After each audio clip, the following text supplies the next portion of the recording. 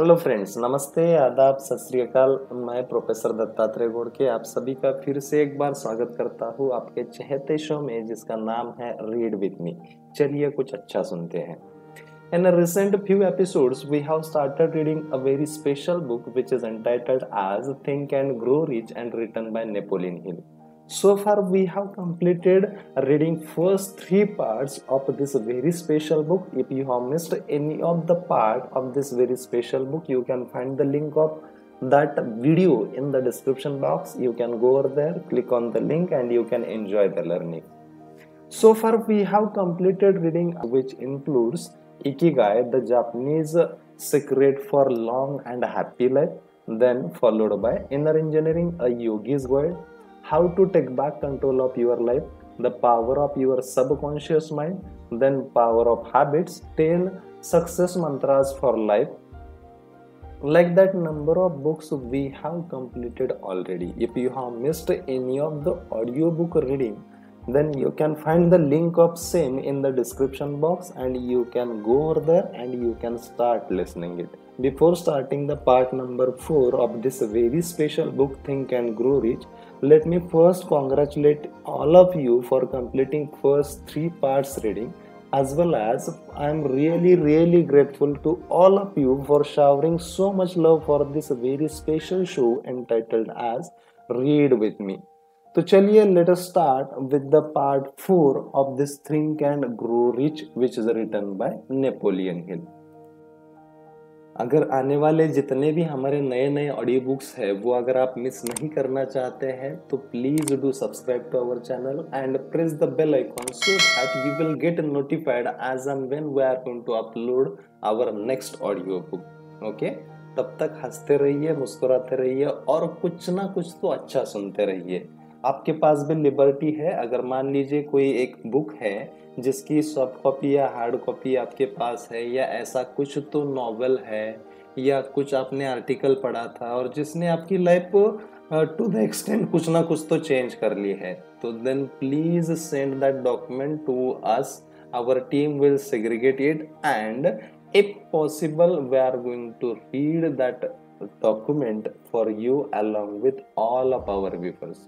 Expect some positive cooperation and participation for you as well. तो चलिए शुरुआत करते हैं with part number 4 of this very special book which is written by Napoleon Hill and entitled as Think and Grow Rich. Chapter number 10, The Power of the Mastermind, the Driving Force, the 9th step towards riches. Power is essential for success in the accumulation of money. Plans are inert and useless without sufficient power to translate them into action. This chapter will describe the method by which an individual may attain and apply power. Power may be defined as organized and intelligently directed knowledge. Power may be defined as organized and intelligently directed knowledge. Power, as the term is here used, refers to organizing effort sufficient to enable an individual to transmute desire into its monetary equivalent. Organized effort is produced through the coordination of effort of two or more people who work toward a definite end in a spirit of harmony.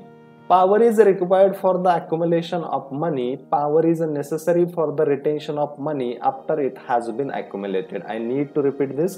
The power is required for the accumulation of money. Power is also necessary for the retention of money after it has been accumulated. Let us ascertain how power may be acquired. If the power is organized knowledge, let us examine the sources of knowledge. First one, infinite intelligence. This source of knowledge may be contacted through the procedures described in another chapter with the aid of creative imagination. Second, accumulated experience. The accumulated experience of man, or that portion of it which has been organized and recorded, may be found in any well-equipped public library. An important part of this accumulated experience is taught in public schools and colleges where it has been classified and organized. Third, experiment and research. In the field of science and in practically every other walk of life, Men are gathering, classifying, and organizing new facts daily. This is the source to which one must turn when knowledge is not available through accumulated experiences. Here, too, the creative imagination must often be used. Knowledge may be acquired from any of the foregoing sources. It may be converted into power by organizing it into definite plans and by expressing those plans in terms of action.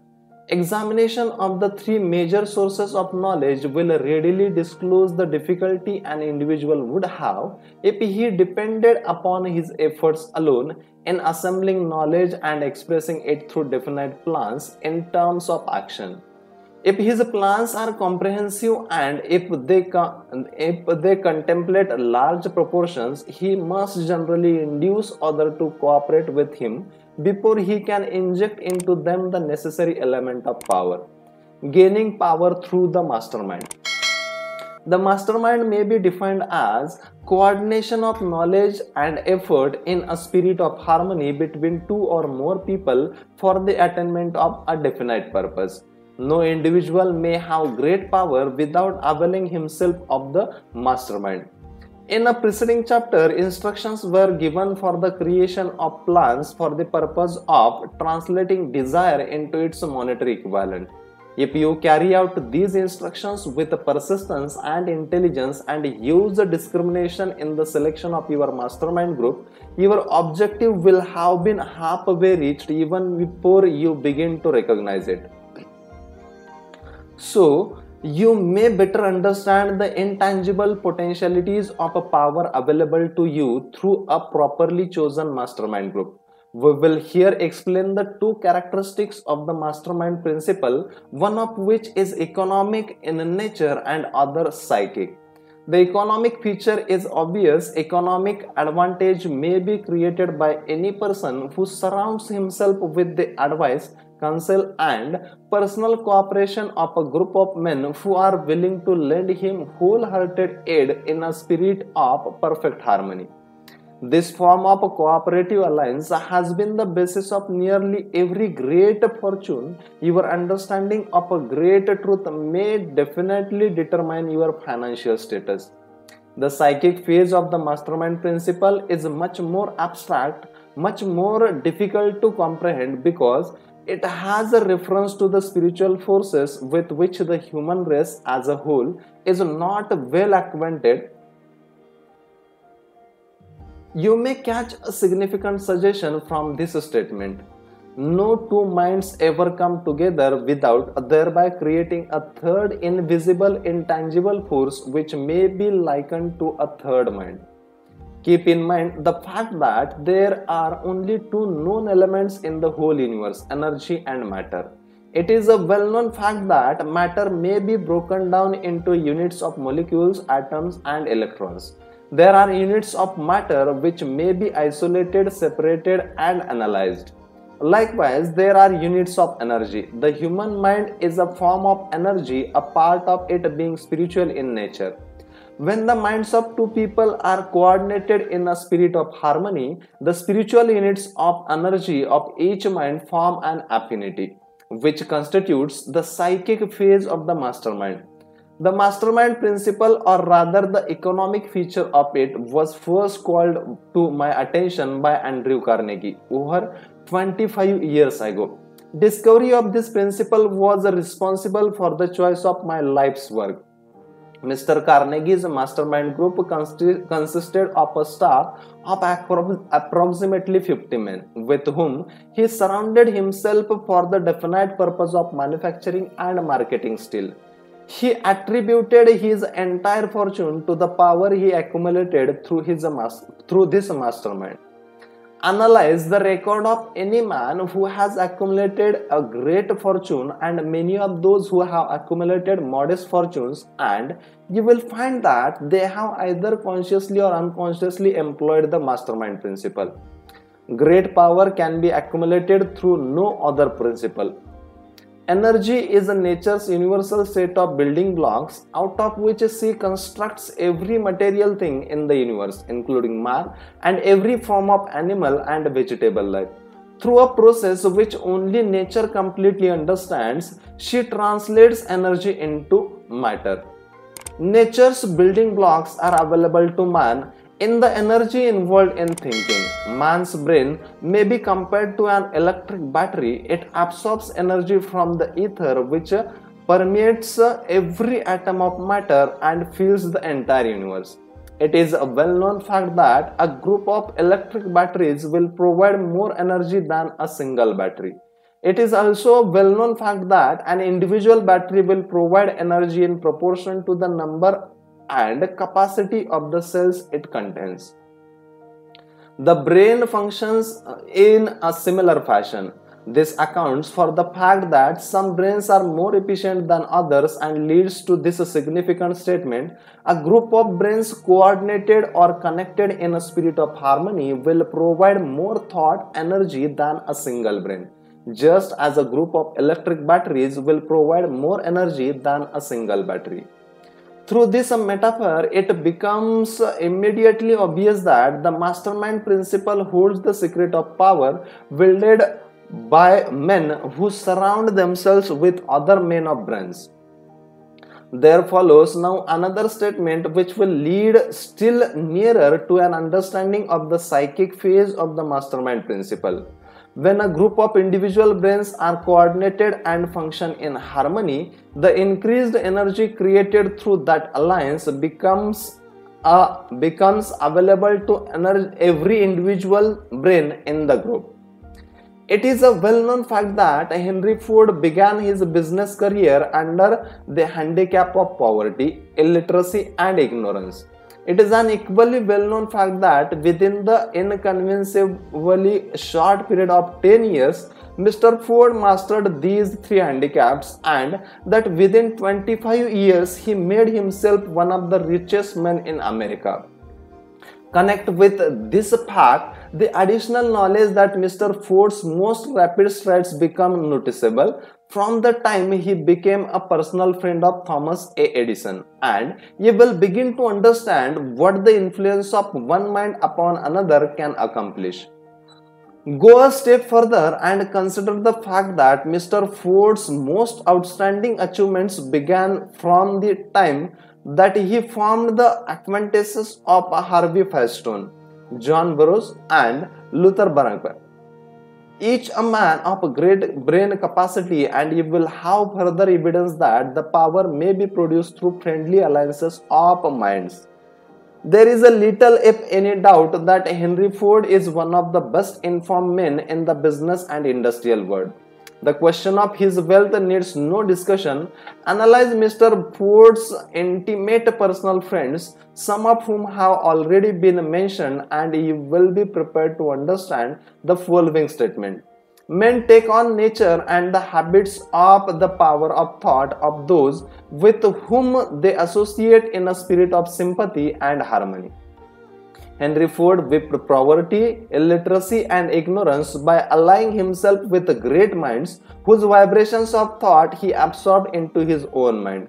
Through his association with Edison, Burbank, Burroughs, and Firestone, Mr. Ford added to his own brain power the sum and substance of the intelligence, experience, knowledge, and spiritual forces of these four men. Moreover, he appropriated and made use of the mastermind principle through the methods of procedure described in this book. This principle is available to you. We have already mentioned Mahatma Gandhi. Perhaps the majority of those who have heard of Gandhi look upon him as merely an eccentric little man who goes around without formal wearing apparel and makes trouble for the British government. In reality, Gandhi is not eccentric, but he is the most powerful man now living. Estimated by the number of his followers and their faith in their leader, moreover, he is probably the most powerful man who has ever lived. His power is passive, but it is real. Let us study the method by which he attained his stupendous power. It may be explained in few words. He came by power through inducing over 200 million people to coordinate with mind and body in a spirit of harmony for a definite purpose. In brief, Gandhi has accomplished a miracle, for it is a miracle when 200 million people can be induced, not forced, to cooperate in a spirit of harmony for a limitless time. If you doubt that this is a miracle, try to induce any two people to cooperate in a spirit of harmony for any length of time. Every man who manages a business knows what a difficult matter it is to get employees to work together in a spirit even remotely resembling harmony. The list of the cheap sources from which power may be attained is, as you have been headed by infinite intelligence. When two or more people coordinate in a spirit of harmony and work toward a definite objective, they place themselves in a position through that alliance to absorb power directly from the great universal storehouse of infinite intelligence. This is the greatest of all sources of power. It is the source to which the genius turns. It is the source to which every great leader turns, whether he may be conscious of the fact or not. The other two major sources from which the knowledge necessary for the accumulation of power may be obtained are no more reliable than the five senses of man. The senses are not always reliable. Infinite intelligence does not err. In a subsequent chapter, the methods by which infinite intelligence may be most rapidly contacted will be adequately described. This is not a course on a religion. No fundamental principle described in this book should be interpreted as being intended to interfere either directly or indirectly with any man's religious habits. This book has been confined exclusively to instructing the reader how to transmute the definite purpose of a desire for money into its monetary equivalent. Read, think, and meditate as you read. Read, think, and meditate as you read. Soon the entire subject will unfold and you will see it in perspective. You are now seeing the detail of the individual chapter. Money is as shy and elusive as the old-time maiden. It must be wooed and won by methods not unlike those used by a determined lover in pursuit of the girl of his choice. And coincidental as it is, the power used in the wooing of money is not greatly different from that used in wooing a maiden. The power, when successfully used in the pursuit of money, must be mixed with faith. It must be mixed with desire. It must be mixed with persistence. It must be applied through a plan, and that plan must be set into action. When money comes in quantities known as the big money, it flows to the one who accumulates it. As easily as water flows downhill, there exists a great unseen stream of power which may be compared to a river, except that one side flows in one direction, carrying all who get into that side of the stream onward and upward to wealth, and the other side flows in opposite direction, carrying all who are unfortunate enough to get into it and not able to extricate themselves from it, downward to misery and poverty. Every man who has accumulated a great fortune has recognized the existence of this stream of life. It consists of one's thinking process. The positive emotions of thought form the side of the stream which carries one to fortune.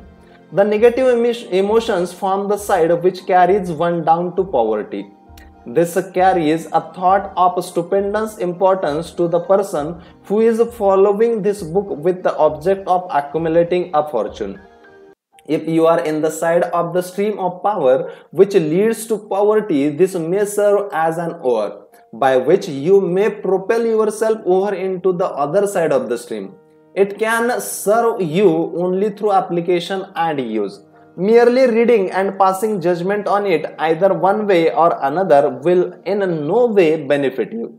Some people undergo the experience of alternating between the positive and negative sides of the stream, being at times on the positive side and at the times on the negative side. The Wall Street crash of 29 swept millions of people from the positive to negative side of the stream. These millions are struggling, some of them in a desperation and fear, to get back to positive side of the stream. This book was written especially for those millions. Poverty and riches often changes places. The crash taught the world this truth. Although the world will not long remember the lesson, poverty may and generally does. Vulnerability take the place of riches. When riches take the place of poverty, the change is usually brought about through well-conceived and carefully executed plans. Poverty needs no plan, it needs one to aid it because it is bold and ruthless. Riches are shy and timid, they have to be attracted. Anybody can wish for riches and most people do, but only a few know that a definite plan plus a burning desire for wealth are the only dependable means of accumulating wealth. I need to repeat this is very much important. Anybody can wish for riches, the most people do, but only a few know that a definite plan plus a burning desire for wealth are the only dependable means of accumulating wealth. Let us get ahead with chapter number 11, the mystery of sex transmutation, the 10th step towards riches. The meaning of the word transmute is in simple language the changing or transferring of one element or form of energy into another. The emotion of sex brings into being a state of mind. Because of ignorance on the subject, this state of mind is generally associated with the physical, and because of improper influences to which most people have been subjected in acquiring knowledge of sex, things essentially physical have highly biased the mind.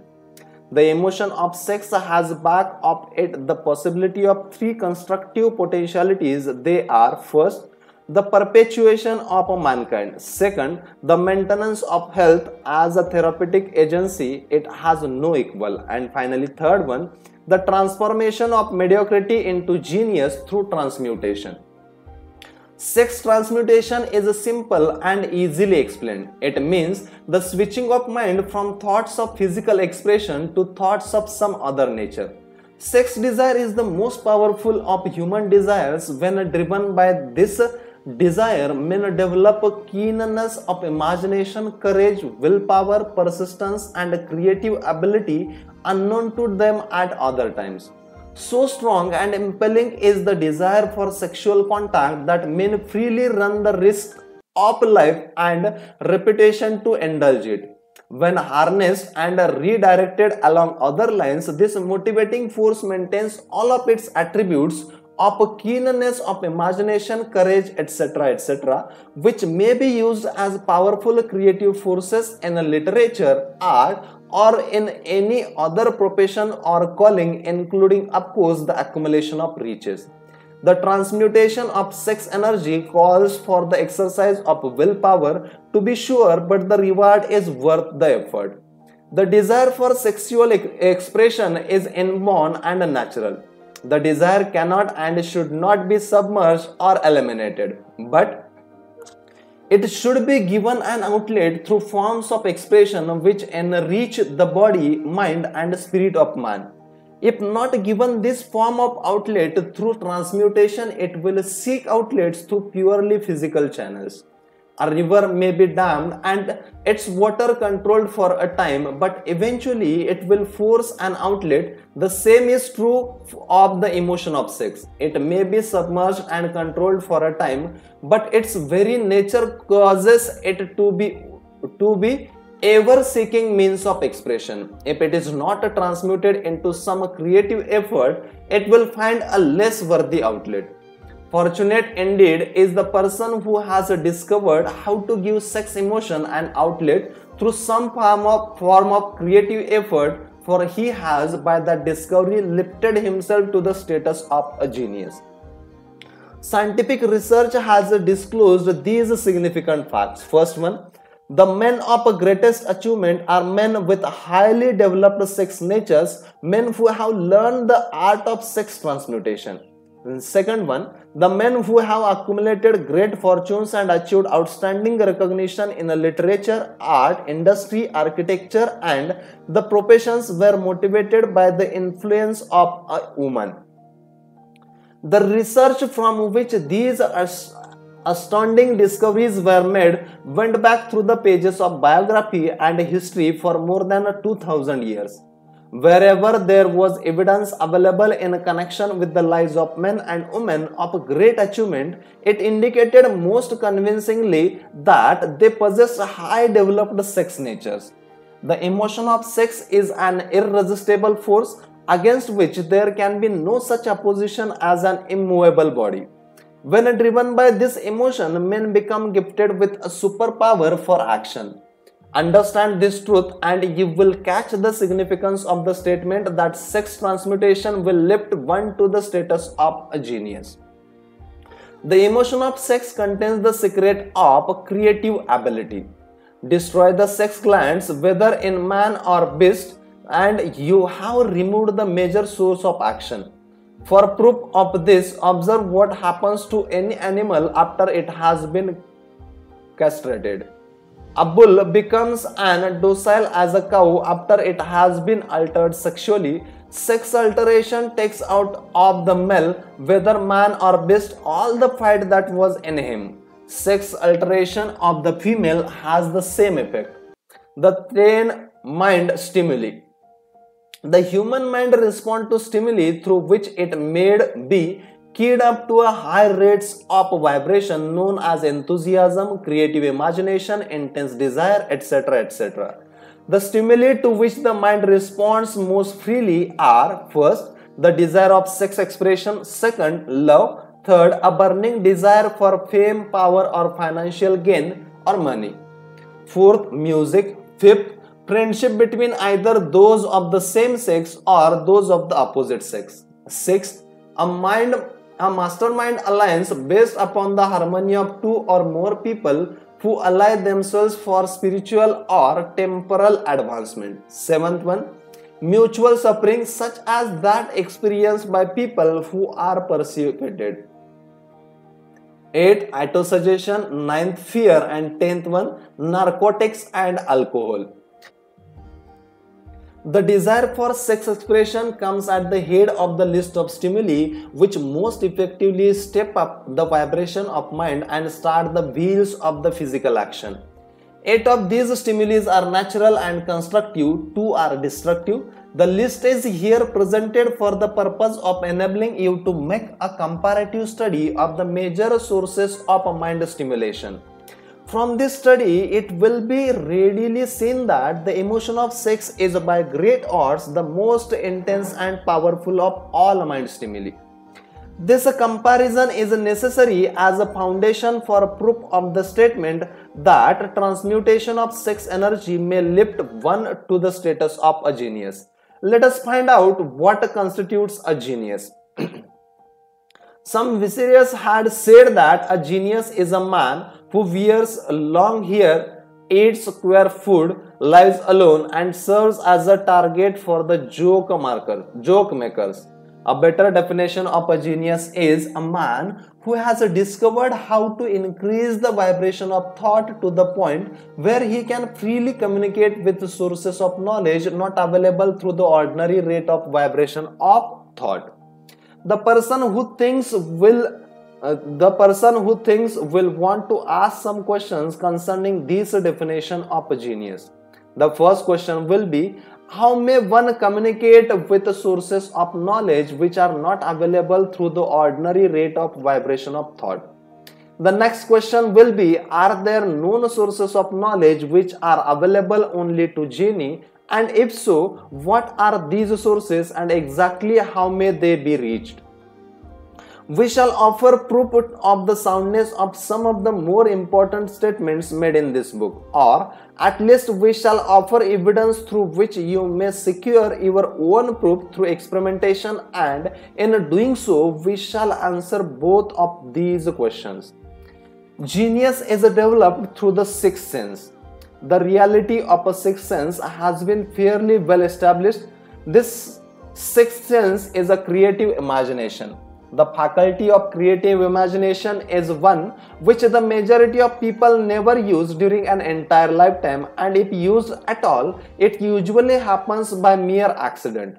As a relatively small number of people use with deliberation and purpose aforethought the faculty of creative imagination. Those who use this faculty voluntarily and with understanding of its functions are genii. The faculty of creative imagination is the direct link between the finite mind of man and infinite intelligence. Also, so-called revelations referred to in the realm of religion and all discoveries of basic or new principles in the field of invention take place through the faculty of creative imagination. When ideas or concepts flash into one's mind through what is popularly called a hunch, they come from one or more of the following sources. First, infinite intelligence. Second, one's subconscious mind, wherein is stored every sense impression and thought impulse which ever reach the brain through any of the five senses. Third, from the mind of some other person who has just released the thought or picture of the idea or concept through conscious thought. Or fourth one, from the other person's subconscious storehouse. There are no other known sources from which inspired ideas or hunches may be received. The creative imagination functions best when the mind is vibrating due to some form of mind stimulation at an exceedingly high rate. That is, when the mind is functioning at a rate of vibration higher than that of ordinary, normal thoughts. When brain actions has been stimulated through one or more of the 10 mind stimulants, it has the effect of lifting the individual far above the horizon of ordinary thought and permits him to envision distance, scope and quality of thoughts not available on the lower plane, such as that occupied while one is engaged in the solution of the problems of business and professional routine. When lifted to this higher level of thought through any form of mind stimulation, any individual occupies relatively the same position as one who has ascended in an aeroplane to a height from which he may see over and beyond the horizon line which limits his vision while on the ground. Moreover, while on this higher level of thought, the individual is not hampered or bound by any of the stimuli which circumscribe and limit his vision while wrestling with the problems of gaining the three basic necessities of food, clothing and shelter. He is in a world of thought in which the ordinary work-a-day thought have been as effectively removed as are the hills and valleys and other limitations of physical vision when he rises in an airplane. While on his exalted plane of thought, the creative faculty of the mind is given freedom for action. The way has been cleared for the sixth sense to function. It becomes receptive to ideas which could not reach the individual under any other circumstances. The sixth sense is the faculty which marks the difference between a genius and an ordinary individual. The creative faculty becomes more alert and receptive to vibration originating outside the individual's subconscious mind. The more this faculty is used, the more the individual relies upon it and makes demands upon it for thought impulses. This faculty can be cultivated and developed only through use. That which is known as one conscience operates entirely through the faculty of the sixth sense. The great artists, writers, musicians, poets become great because they acquire the habit of relying upon the still small voice which speaks from within through the faculty of creative imagination. It is a fact well known to people who have keen imaginations that their best ideas came through so-called hunches. There is a great orator who does not attain to greatness until he closes his eyes and begins to rely entirely upon the faculty of creative imagination. When asked why he closed his eyes just before the climax of his oratory, he replied, "I do it because I speak through ideas which come to me from within." One of America's most successful and best known financiers followed the habit of closing his eyes for 2 or 3 minutes before making a decision. When asked why he did this, he replied, "With my eyes closed, I am unable to draw upon a source of superior intelligence." The late Dr. Elmer R. Gates of Chiviches, Maryland, created more than 200 useful patents, many of them basic, through the process of cultivating and using the creative faculty.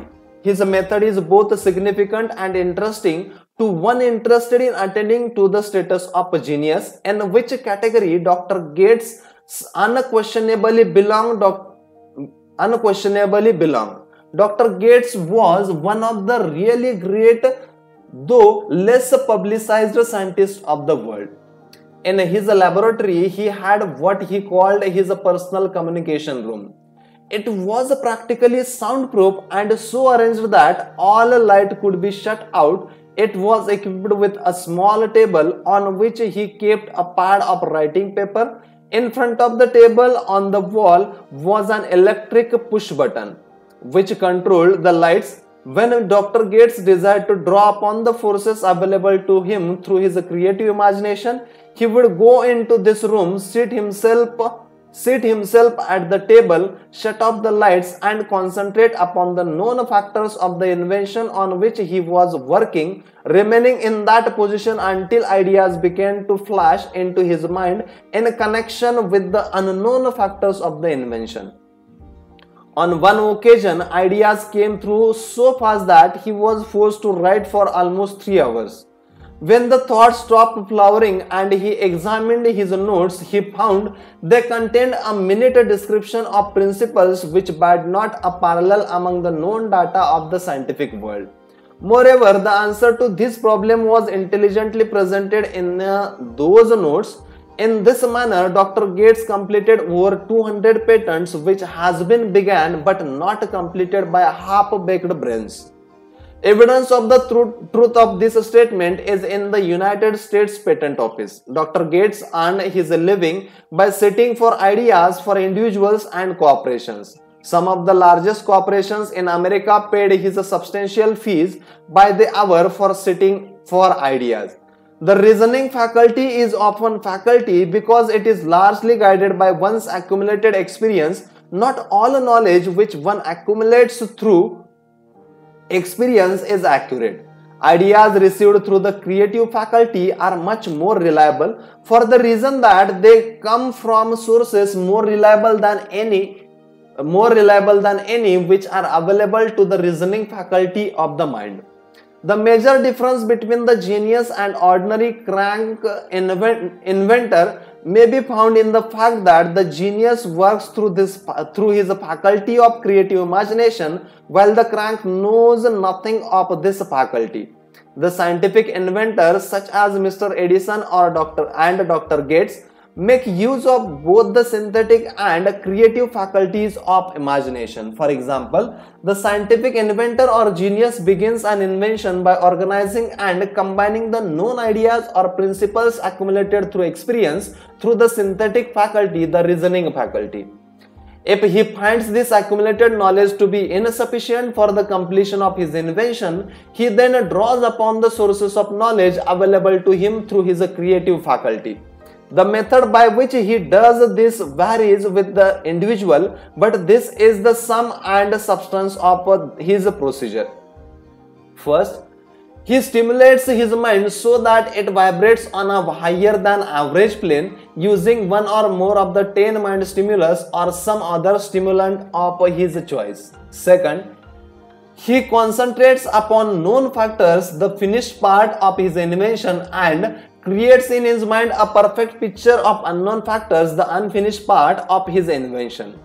He holds this picture in mind until it has been taken over by the subconscious mind, then relaxes by clearing his mind of all thought and waits for his answer to flash into his mind. Sometimes the results are both definite and immediate. At other times, the results are negative depending upon the state of development of the sixth sense or creative faculty. Mr. Edison tried out more than 10,000 different combinations of ideas through the synthetic faculty of his imagination before he tuned in through the creative faculty and got the answer which perfected the incandescent light. His experience was similar when he produced the talking machine. There is plenty of reliable evidence that the faculty of creative imagination exists. This evidence is available through accurate analysis of men who have become learners in their respective calling. Without having had extensive educations, Lincoln was a notable example of a great leader who achieved greatness through the discovery and use of his faculty of creative imagination. He discovered and began to use this faculty as the result of stimulation of love which he experienced after he met Annie Rutledge, a statement of the highest significance in connection with the study of the source of genius. The pages of history are filled with records of great leaders whose achievements may be traced directly to the influence of women who aroused the creative faculties of their minds through the stimulation of sex desire. Napoleon Bonaparte was one of them. When inspired by his first wife Josephine, he was irresistible and invincible. When his better judgment or reasoning faculty prompted him to put Josephine aside, he began to decline. His defeat and Saint Helena were not far distant.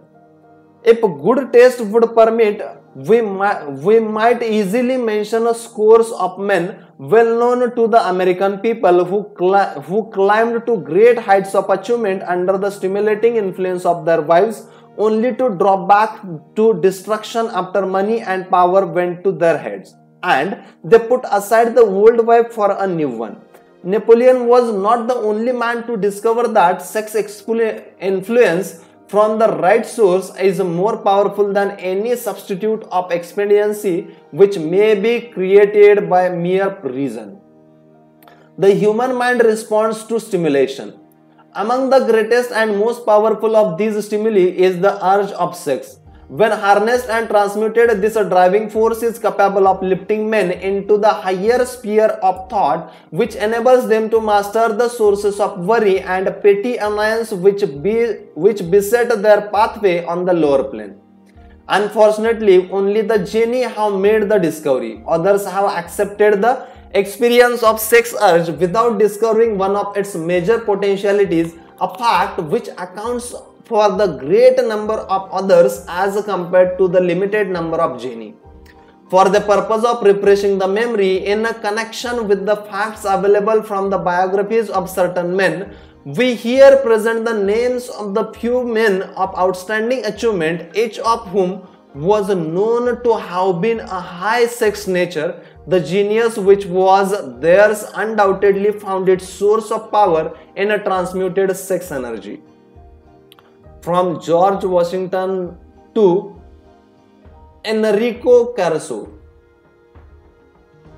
Your own knowledge of a biography will enable you to add to this list. Find if you can a single man in all history of civilization who achieved astounding success in any calling who was not driven by a well-developed sex nature. If you do not wish to rely upon biographies of men not now living, take inventory of those whom you know to be men of great achievements and see if you can find one among them who is not highly sexed. Sex energy is the creative energy of all genii. There never has been and never will be a great leader, builder or artist lacking in his driving force of sex. Surely no one will misunderstand these statements to mean that all who are highly sexed are genii. Man attains the status of genius only when and if he stimulates his mind so that it draws upon the forces available through the creative faculty of the imagination. Chief among the stimuli with which this stepping up of the vibration may be produced is a sex energy. The mere possession of this energy is not sufficient to produce a genius. The energy must be transmuted from desire for the physical contact into some other form of desire and action before it will lift one to the status of a genius. Far from becoming genie because of great sex desires, the majority of men lowers themselves through misunderstanding and misuse of this great force to the status of the lower animals. Why men seldom succeed before 40?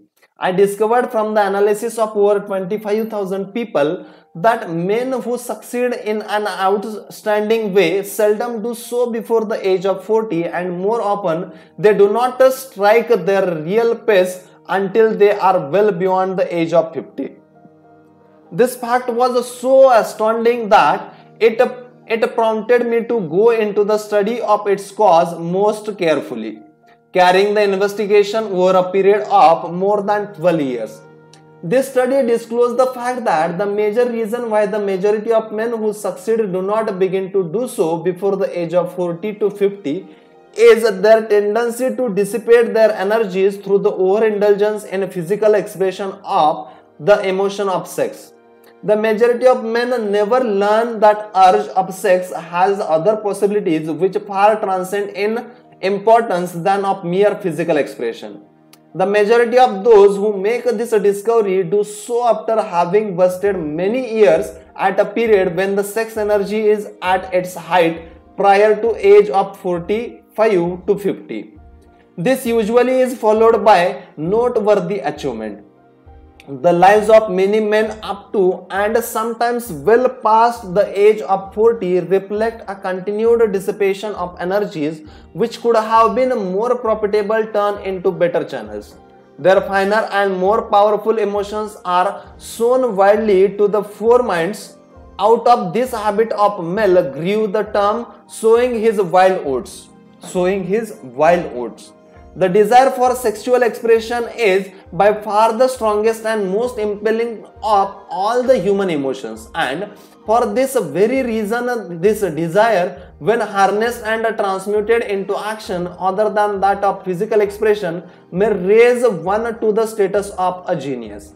One of America's most able businessmen frankly admitted that his attractive secretary was responsible for most of the plans he created. He admitted that her presence lifted him to heights of creative imagination such as he could experience under no other stimulus. One of the most successful men in America owes most of his success to the influence of a very charming young woman who has served as his source of inspiration for more than 12 years. Everyone knows the man to whom this reference is made, but not everyone knows the real source of his achievement.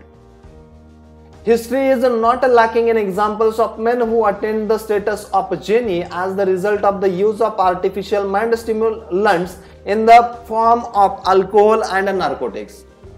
Edgar Allan Poe wrote The Raven while under the influence of liquor, dreaming dreams that mortal never dared to dream before. James Whitcomb Riley did his best writing while under the influence of alcohol. Perhaps it has thus he saw the ordered intermingling of the real and the dream, the mill above the river and the mist above the stream. Robert Burns wrote best when intoxicated, for Auld Lang Syne, my dear, we will take a cup of kindness yet for Auld Lang Syne. But let it be remembered that many such men have destroyed themselves in the end. Nature has prepared her own potions with which men may safely stimulate their minds so they vibrate on a plane that enable them to tune into fine and rare thoughts which come from no man knows where. No satisfactory substitute for nature's stimulants has ever been found. It is a fact well known to psychologists that there is a very close relationship between sex desires and spiritual urges, a fact which accounts for a peculiar behavior of people who participate in the orgies known as religious revivals common among the primitive types. The world is ruled and the destiny of civilization is established by the human emotions. People are influenced in their actions not by the reason so much as by feelings. The creative faculty of the mind is set into action entirely by emotions and not by the cold reason. The most powerful of all human emotion is that of sex. There are other mind stimulants, some of which have been listed, but no one of them, nor all, nor all of them combined, can equal the driving power of sex. A mind stimulant is any influence which will either temporarily or permanently increase the vibrations of thought. The 10 major stimulants described are those most commonly resorted to. Through these sources, one may commune with infinite intelligence or ether at will, the storehouse of the subconscious mind, either one's own or that's of another person, a procedure which all there is of genius. A teacher who has trained and directed the effort of more than 30,000 salespeople made the astounding discovery that highly sexed men are the most efficient salesmen. The explanation is that the factor of personality known as personal magnetism is nothing more or less than sex energy. Highly sexed people always have a plentiful supply of magnetism. Through cultivation and understanding, this vital force may be drawn upon and used to great advantage in the relationships between people. This energy may be communicated to others through the following media. First, the handshake. The touch of the hand indicates instantly the presence of magnetism or the lack of it. Second, the tone of voice. Magnetism or sex energy is the factor with which the voice may be colored or made musical and charming. Third, posture and carriage of body. Highly sexed people move briskly and with grace and ease. Fourth, the vibrations of thought. Highly sexed people mix the emotion of sex with their thought or may do so at will, and in that way may influence those around them. And finally, fifth one, body adornment. People who are highly sexed are usually very careful about their personal appearance. They usually select clothing of a style becoming of their personality, physique and complexion, etc., etc.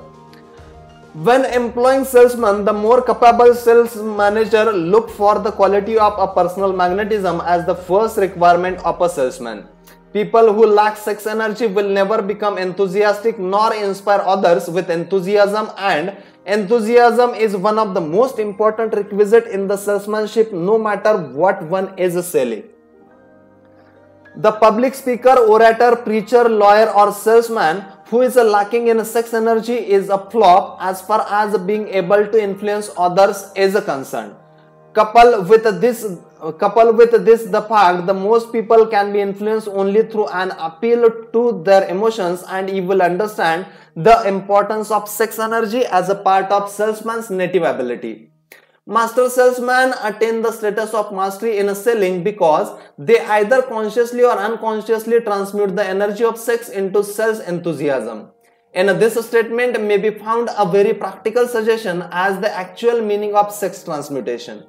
The salesman who knows how to take his mind off the subject of sex and direct it in sales effort with as much enthusiasm and determination as he would apply to its original purpose, he acquired the art of sex transmutation.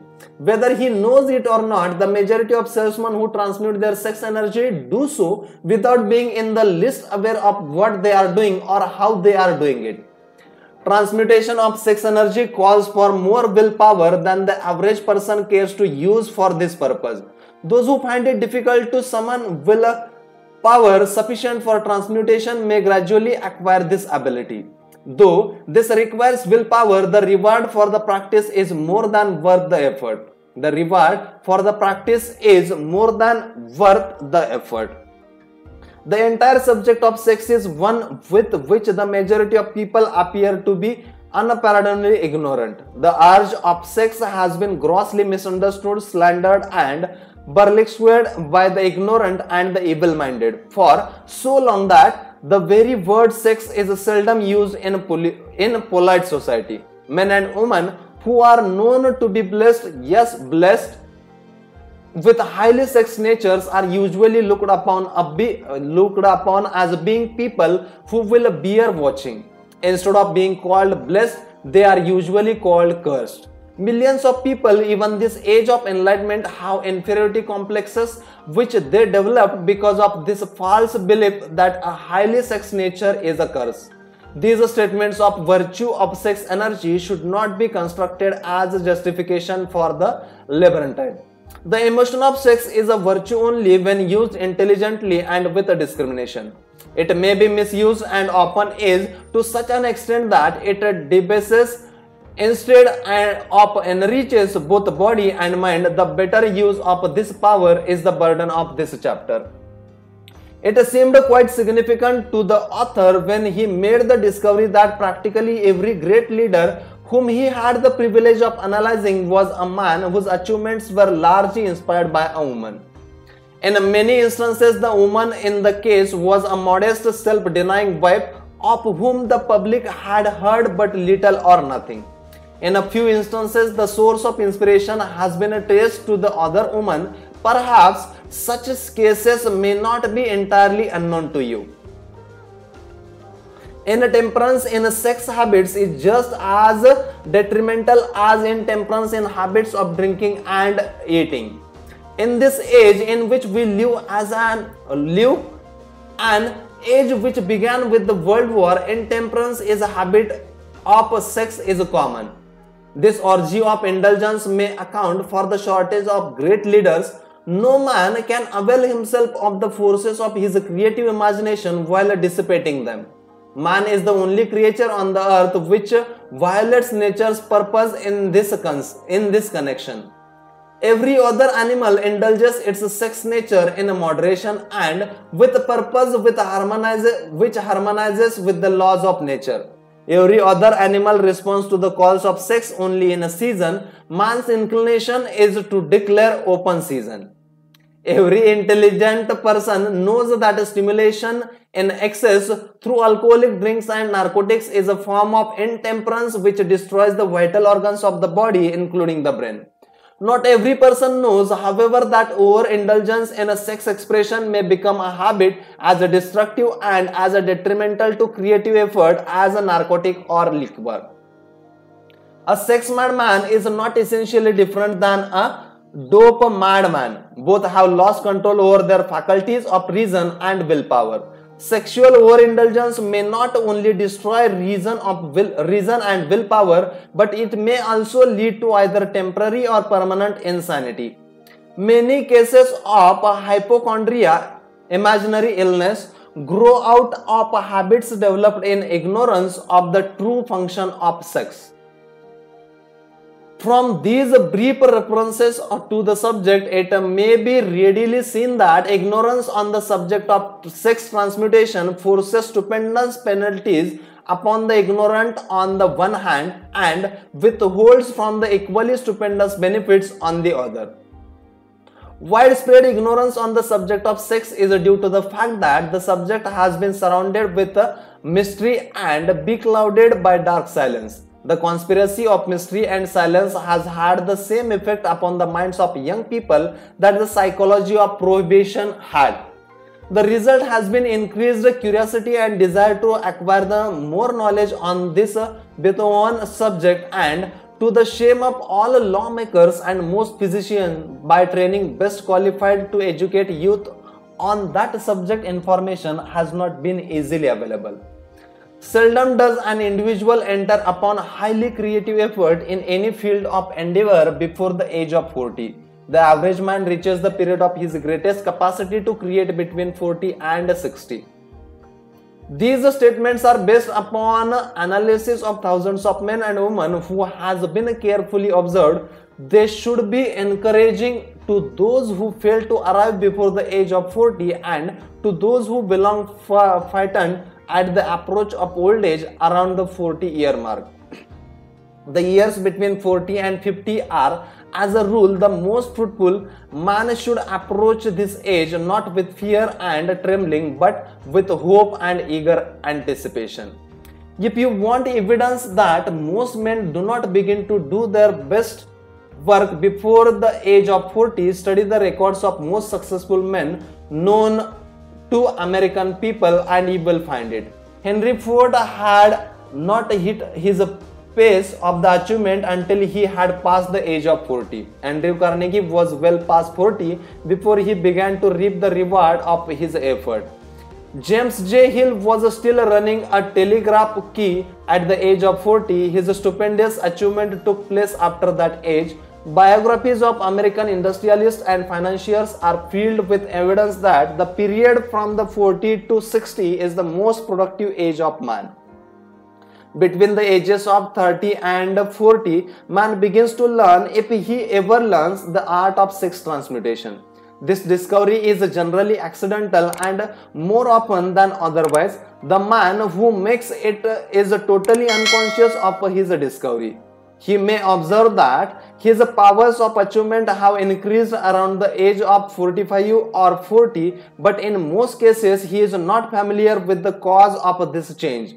That nature begins to harmonize the emotions of love and sex in individual between the ages of 30 and 40, so that he may draw upon these great forces and apply them jointly as a stimuli.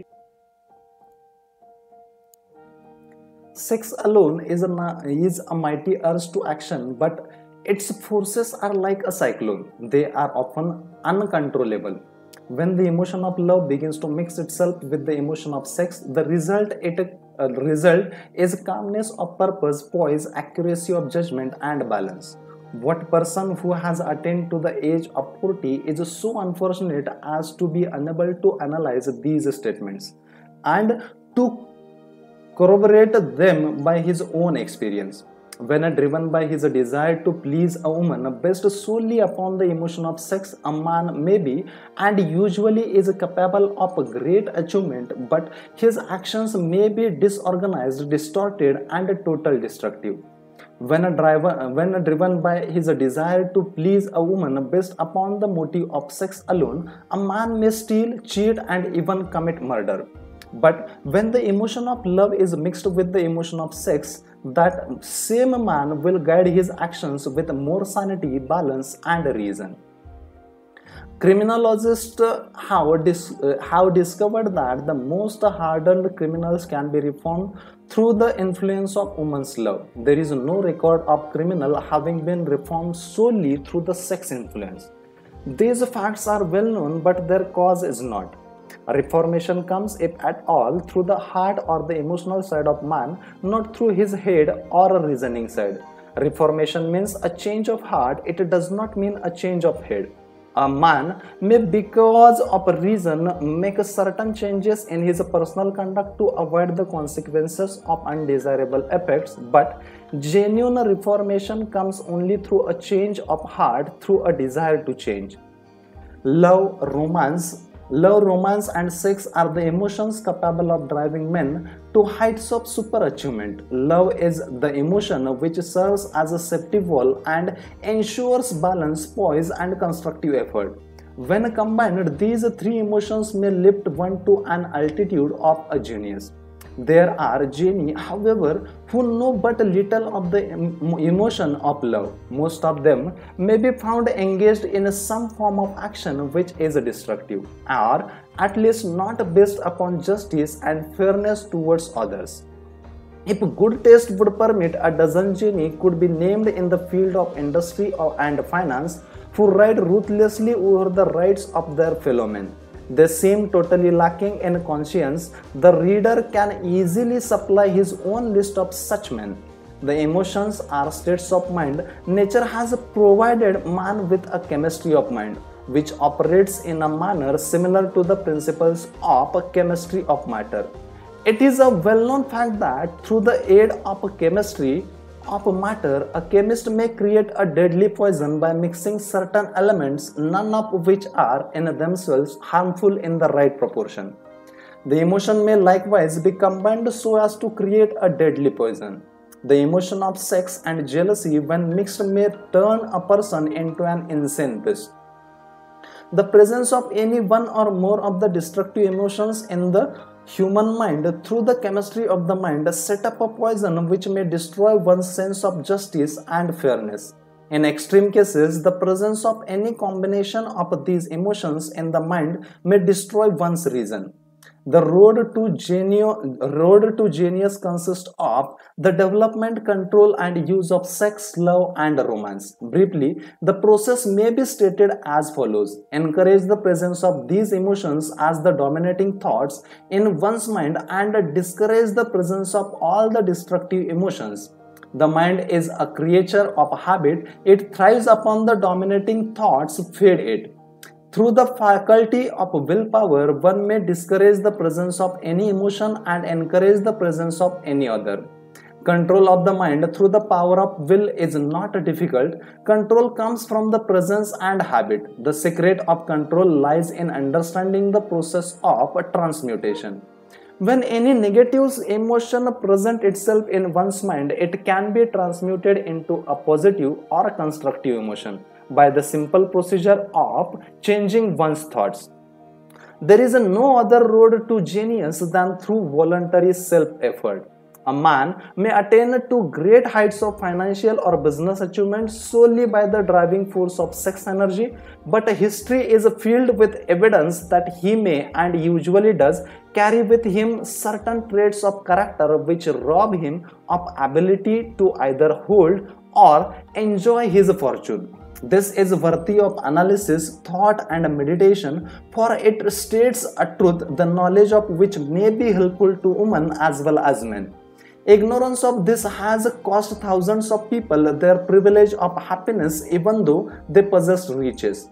The emotion of love and sex leave their unmistakable marks upon the features. Moreover, these signs are so visible that all who wish may read them. The man who is driven by the storm of passion based upon sex desires alone plainly advertises that fact to the entire world by the expression of his eyes and the lines of his face. The emotion of love, when mixed with the emotion of sex, softens, modifies, and beautifies the facial expression. No character analyst is needed to tell you this, you may observe it for yourself. The emotion of love brings out and develops the artistic and aesthetic nature of man. It leaves its impress upon one's very soul even after the fire has been softened by time and circumstance. Memories of love never pass, they linger, guide, and influence long after the source of stimulation has faded. There is nothing new in this. Every person who has been moved by genuine love knows that it leaves enduring traces upon the human heart. The effect of love endures because love is spiritual in nature. The man who cannot be stimulated to great heights of achievement by love is hopeless, he is dead, though he may seem to live. Even the memories of love are sufficient to lift one to a higher plane of creative effort. The major force of love may spend itself and pass away like a fire which has burned itself out, but it leaves behind indelible marks as evidence that it possessed that way. Its departure often prepares the human heart for a still greater love. Go back into your yesterdays at times and bathe your mind in the beautiful memories of past love. It will soften the influence of the present worries and annoyances. It will give you a source of escape from the unpleasant realities of life, and maybe, who knows, your mind will yield to you during this temporary retreat into the world of fantasy, ideas, or plans which may change the entire financial or spiritual status of your life. If you believe yourself unfortunate because you have loved and lost, perish the thought. One who has loved truly can never lose entirely. Love is whimsical and temperamental. The nature is ephemeral and transitory. It comes when it pleases and goes away without warning. Accept and enjoy it while it remains, but spend no time worrying about its departure. Worry will never bring it back. Dismiss also the thought that love never comes but once. Love may come and go times without number, but there are no two love experiences which affect one in just the same way. There may be, and there usually is, one love experience which leaves a deeper imprint on the heart than all the others, but all love experiences are beneficial except to the person who becomes resentful and cynical when love makes its departure. There should be no disappointment over love, and there would be none if people understood the difference between the emotions of love and sex. The major difference is that love is spiritual while sex is biological. No experience which touches the human heart with a spiritual force can possibly be harmful except through ignorance or jealousy.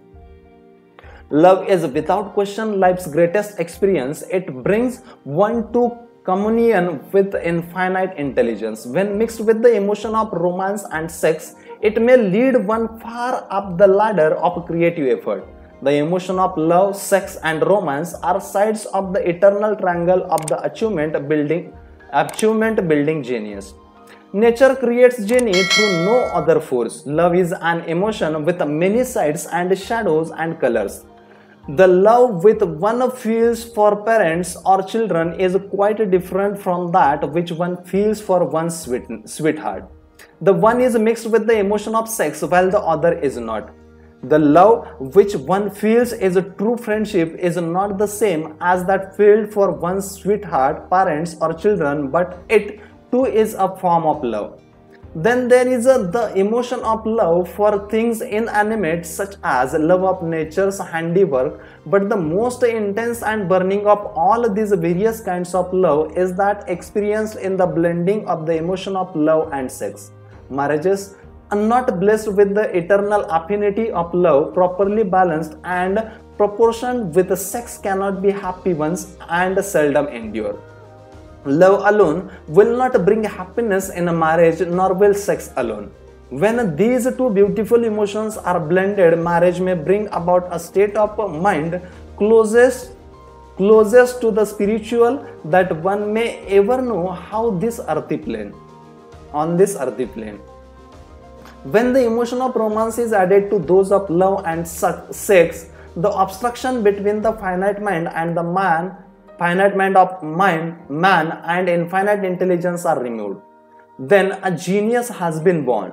What a different story is this than those usually associated with the emotion of sex. Here is an interpretation of emotion which lifts it out of the commonplace and makes of its potter's clay in the hands of God, from which he fashions all that is beautiful and inspiring. It is an interpretation which would, when properly understood, bring harmony out of the chaos which exists in too many marriages.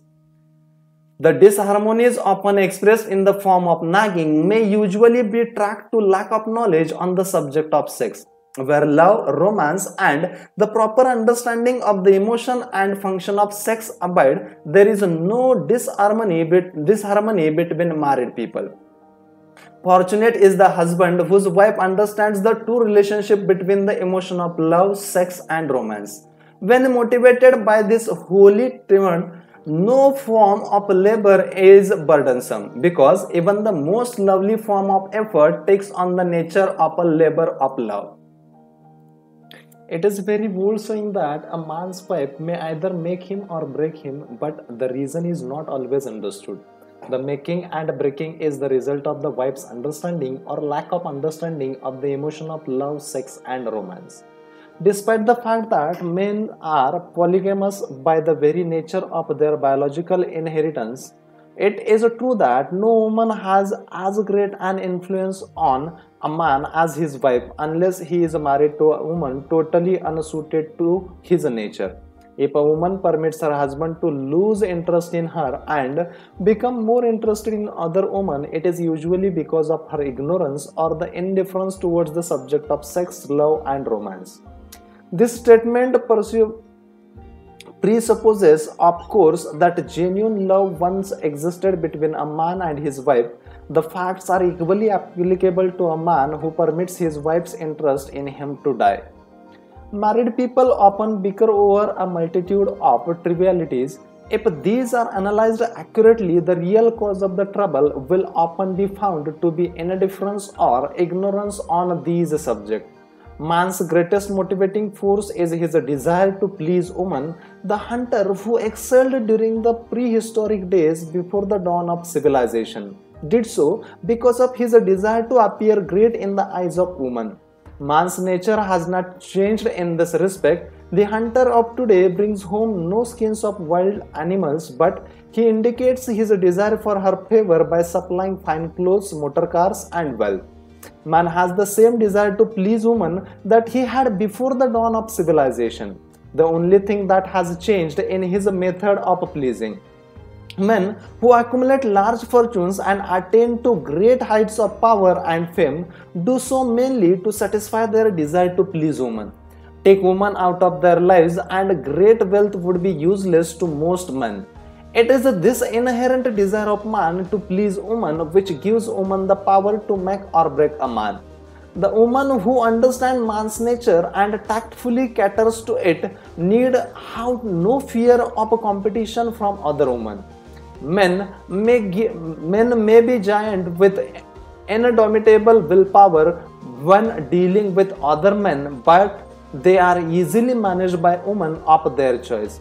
Most men will not admit that they are easily influenced by the woman they prefer because it is in the nature of the male to want to be recognized as the stronger of the species. Moreover, the intelligent woman recognizes this manly trait and very wisely makes no issue of it. Some men know that they are being influenced by the women of their choice, their wives, sweethearts, mothers, or sisters, but they tactfully refrain from rebelling against the influence because they are intelligent enough to know that no man is happy or complete without the modifying influence of the right woman. The man who does not recognize this important truth deprives himself of the power which has done more to help men achieve success than all other forces combined. The depression was a blessing in a disguise. It reduced the whole world to a new starting point that gives everyone a new opportunity. Let us get ahead with chapter number 12, the subconscious mind. The connecting link, the 11th step towards riches.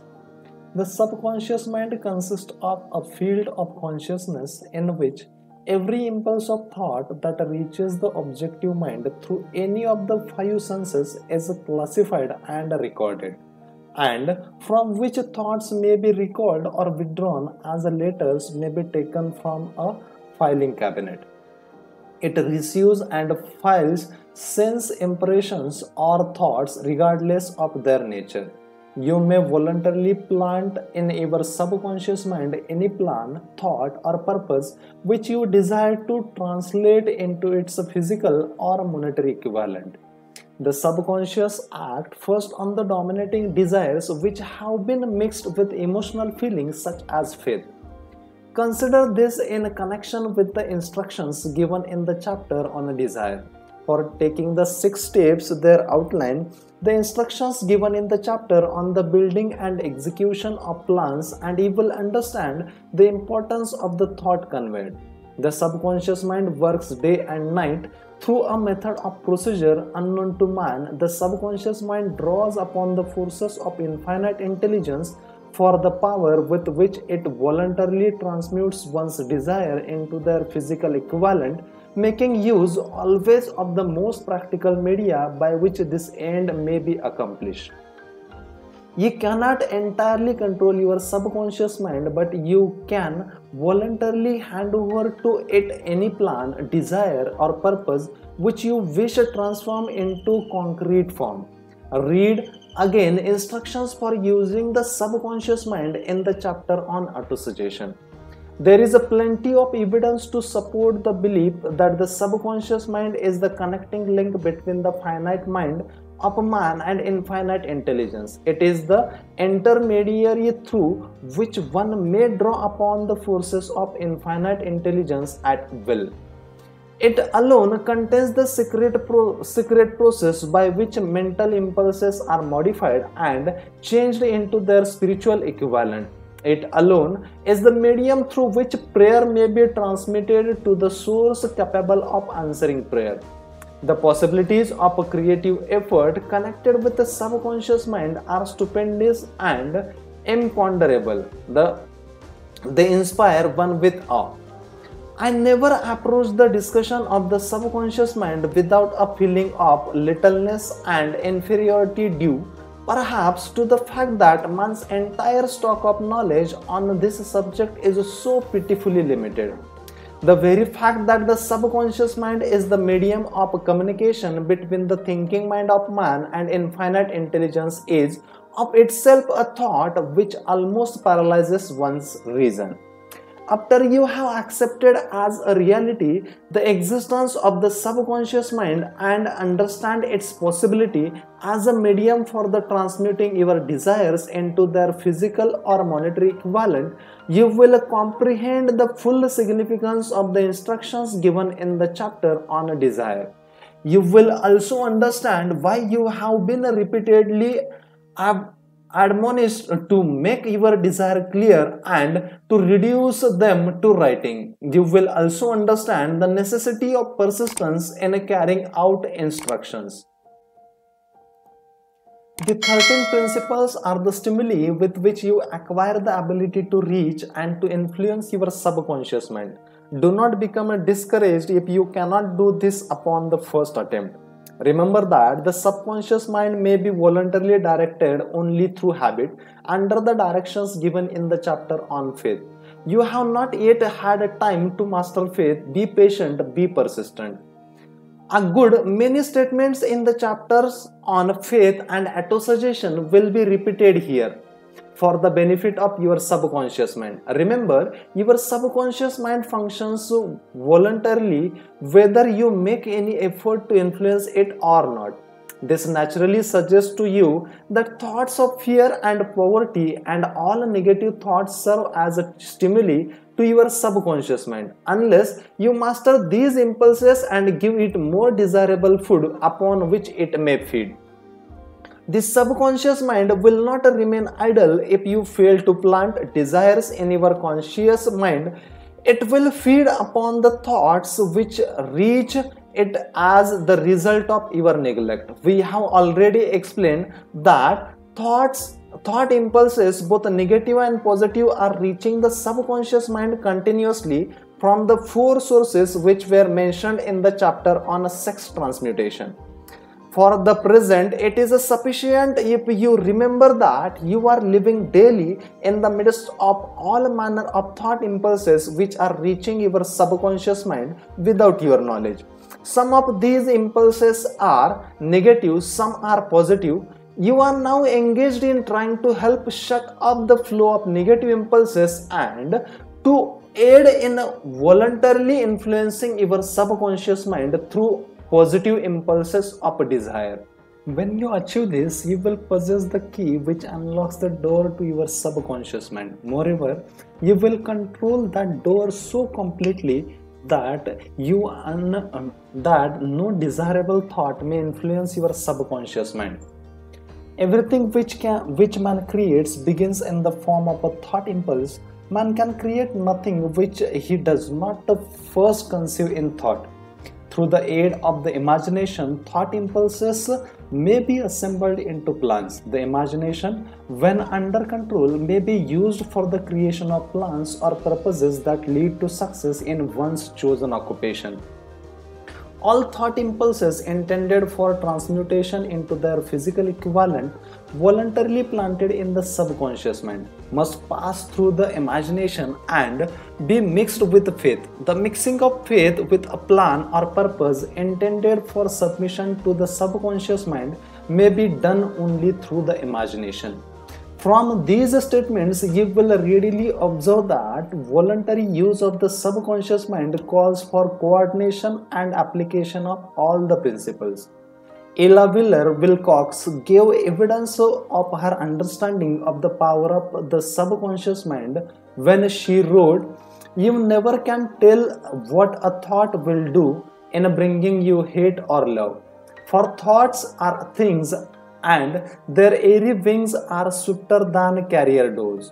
They follow the law of the universe. Each thing creates its kind and they speed over and track to bring you back whatever went out from your mind." Mr. Wilcox understood the truth that thoughts which go out from one's mind also embed themselves deeply in one's subconscious mind, where they serve as a magnet, pattern, or blueprint by which the subconscious mind is influenced while translating them into their physical equivalent. Thoughts are truly things for the reason that every material thing begins in the form of thought energy.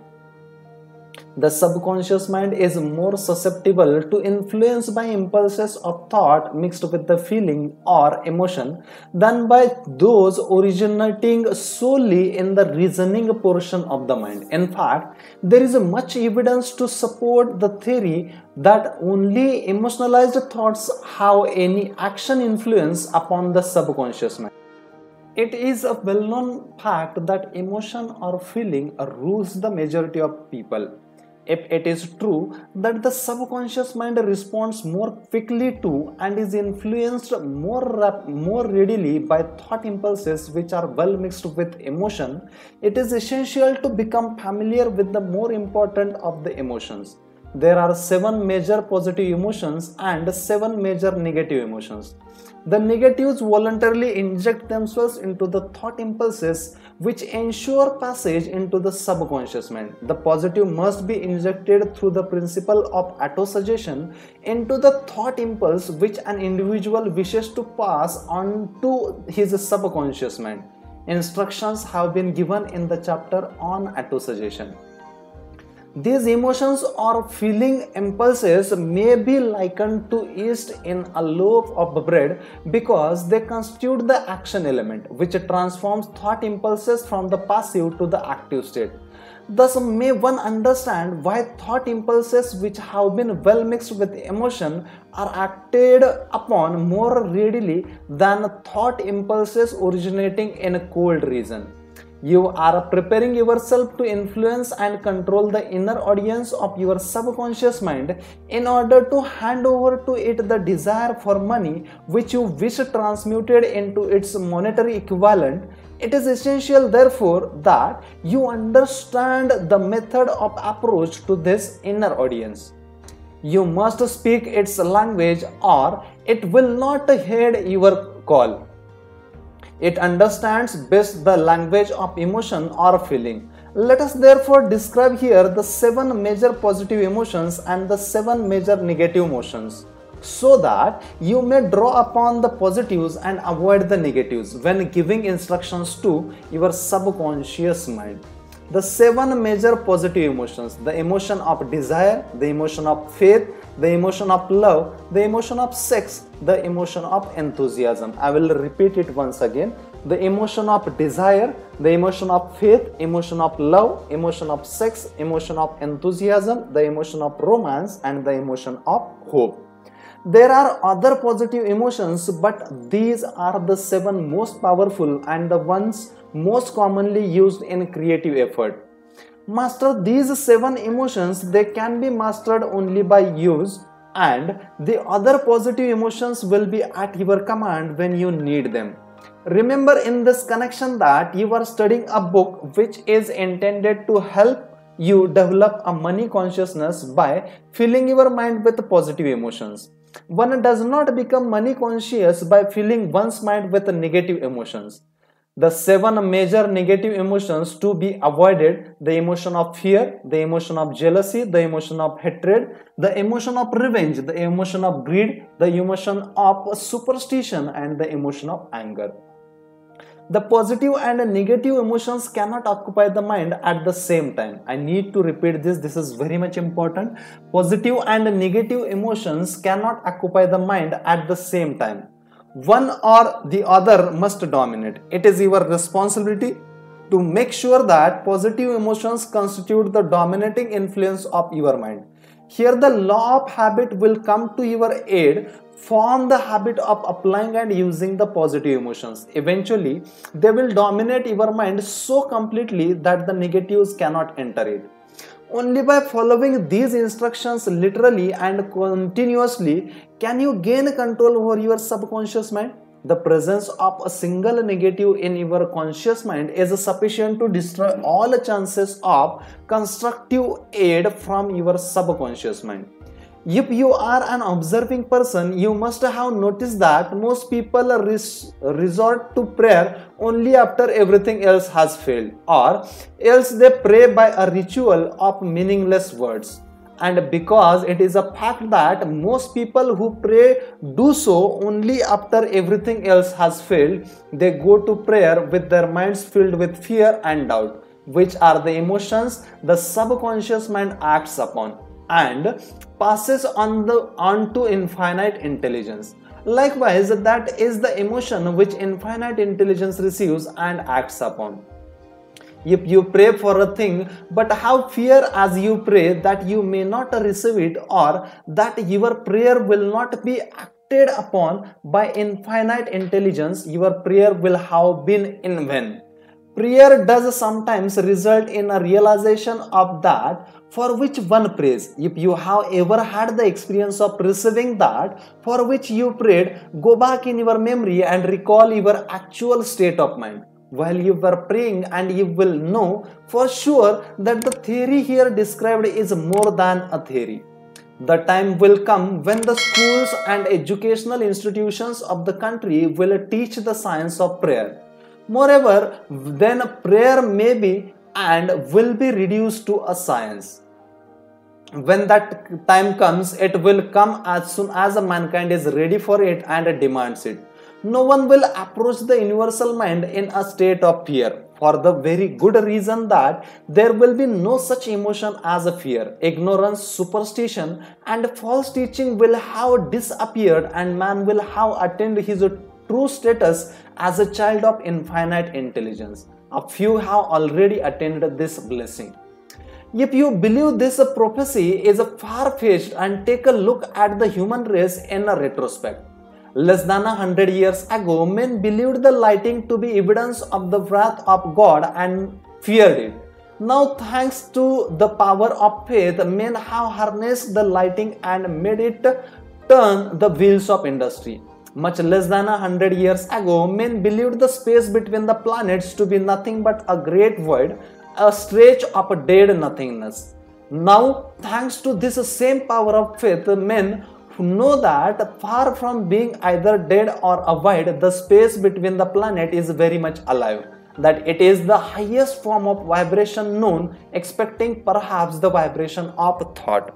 Moreover, men know that this living, pulsating, vibratory energy which permeates every atom of matter and fills every niche of space connects every human brain with every other human brain. What reason have men to believe that this same energy does not connect every human brain with infinite intelligence? There are no toll gates between the finite mind of man and infinite intelligence. The communication costs nothing except patience, faith, persistence, understanding, and a sincere desire to communicate. Moreover, the approach can be made only by the individual himself. Paid prayers are worthless. Infinite intelligence does no business by proxy. You either go direct or you do not communicate. You may buy prayer book and repeat them until the day of your doom without avail. Thoughts which you wish to communicate to infinite intelligence must undergo transformation such as can be given only through your own subconscious mind. The method by which you may communicate with infinite intelligence is very similar to that through which the vibration of sound is communicated by radio. If you understand the working principle of radio, you of course know that sound cannot be communicated through the ether until it has been stepped up or changed into a rate of vibration which the human ear cannot detect. The radio sending station picks up the sound of the human voice and scrambles or modifies it by stepping up the vibration millions of times. Only this way can the vibration of sound be communicated through the ether. After this transformation has taken place, the ether picks up the energy which originally was in the form of vibration of sound, carries that energy to radio receiving stations, and these receiving sets step that energy back down to its original rate of vibration so it is recognized as a sound. The subconscious mind is the intermediary which translates one's prayer into terms which infinite intelligence can recognize, present the message, and brings back the answer in the form of a definite plan or idea for producing the object of the prayer. Understand this principle and you will know why mere words read from a prayer book cannot and will never serve as an agency of communication between the mind of a man and infinite intelligence. Before your prayer will reach infinite intelligence, a statement of the author's theory only, it probably is transformed from its original thought vibration into terms of spiritual vibration. Faith is only known agency which will give your thoughts a spiritual nature. Faith and fear make poor bedfellows. Where one is found, the other cannot exist. That's it as per as part number 4 of this very special book Think and Grow Rich, which is written by Napoleon Hill is concerned. Thank you all of you for connecting with us for this part number 4. If you have missed any of the episode earlier, you can find the link of that episode in the description box and you can enjoy the learnings. And for upcoming episodes, what you need to do, you have to subscribe to our channel so that you will get the notification regarding our upcoming episodes and our upcoming audiobooks. चलिए तो मिलते हैं in the next episode. तब तक हंसते रहिए, मुस्कुराते रहिए, कुछ अच्छा सुनते रहिए. Thank you so much all of you once again for connecting with us. Appreciate our efforts by subscribing to our channel. Thank you.